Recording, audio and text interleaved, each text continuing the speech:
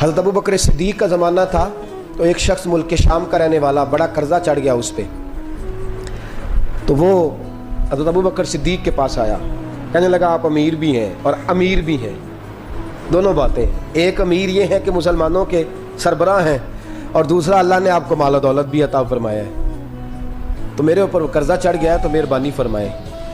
وہ کہتا ہے حضرت صدیق اکبر نے میرا ہاتھ پکڑا، گھر کے اندر لے گئے، باہر سے دروازہ بڑا اعلیٰ تھا لیکن گھر کے اندر گیا تو چارپائی بھی کوئی نہیں تھی، کھجور کی چٹائیاں بچھی ہوئی تھی، کھجور کی چھال کی، اور وہ بھی پھٹی ہوئی۔ فرماتے ہیں سیدنا صدیق اکبر نے بٹھا لیا مجھے اور مجھے کہنے لگے یار تجھے ایک عجیب بات نہ بتاؤں؟ تو بتائیے۔ فرمانے لگے 3 دن ہو گئے میں نے اناج کا دانہ بھی نہیں کھایا، کھجور کے اوپر گزارا کر لیتا ہوں میں، آج کل حالات میرے ٹھیک نہیں ہیں۔ لگا جی پھر میں کیا کروں؟ تو آپ فرمانے لگے تو عثمان غنی کے پاس جا۔ کس کے پاس؟ شخص کہنے لگا جی مجھے تو بہت سارے پیسے چاہیے۔ تو آپ نے فرمایا تیری سوچ وہاں ختم ہوتی ہے جہاں سے عثمان کی سخاوت شروع ہوتی ہے، تیری سوچ وہاں تو جو سوچتا ہے نا اتنے ملیں گے، تیری ختم ہوتی ہے سوچ جہاں سے عثمان کی سخاوت شروع ہوتی ہے، تو جا۔ کہنے لگا جی آپ کا نام لوں؟ فرمایا ضرورت ہی نہیں پڑے گی۔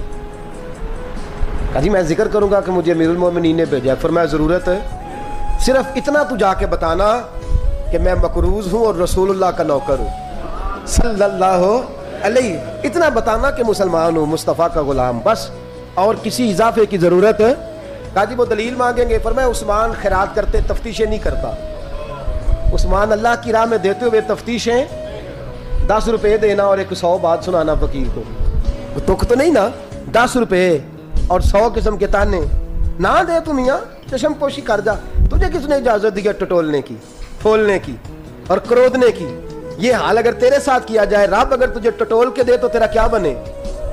رب کریم اگر تجھے ٹٹول کے دے کہ پہلے بتا نمازیں کتنی پڑھی ہیں، سویرے اٹھتا ہے کہ نہیں، تو تیرا کیا حال ہوگا؟ تو ٹٹولتا پھرتا ہے 10 روپے دینے کے لیے۔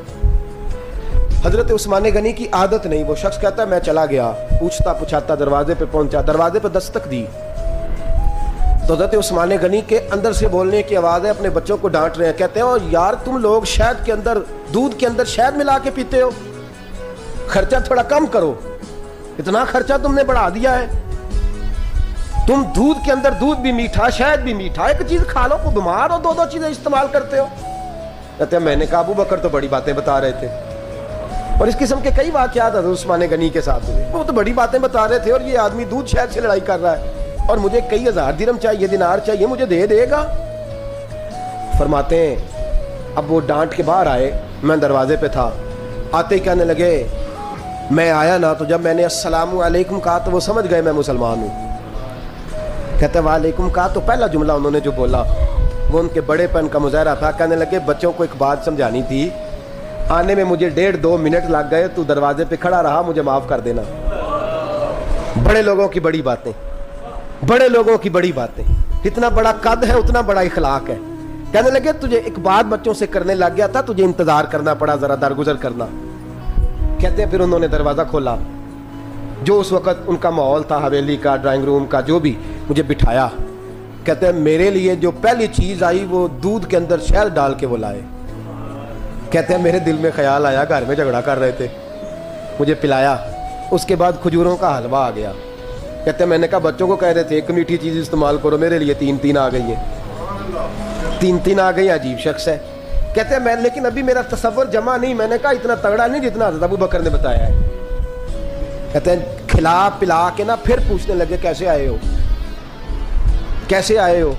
تو کہتے ہیں میں نے کہا کہ جناب میں مجبور ہوں، آج بہت سارے لوگ ہیں نا جن کے پاس کسی کی بات سننے کا ٹائم ہی نہیں، کہتے ہیں موٹی موٹی بات کریں، آخری۔ حضرت عثمان غنی پوری کھلا پلا کے کہنے لگے کیسے آنا ہوا؟ کہتے میں نے کہا جی میں مسلمان ہوں، ملک کے شام کے مضافات کے ایک گاؤں کا رہنے والا ہوں، کچھ کاروباری مشکلات آئیں تو میں مقروض ہو گیا، میرے اوپر قرضہ ہے، مجھے کچھ پیسوں کی حاجت ہے۔ فرمانے لگے میں نے کچھ پیسے کہا، انہوں نے ایک آواز دی تو ان کا غلام آیا، ایک اونٹ کے اوپر لدا ہوا سامان لے کے۔ کس کے اوپر؟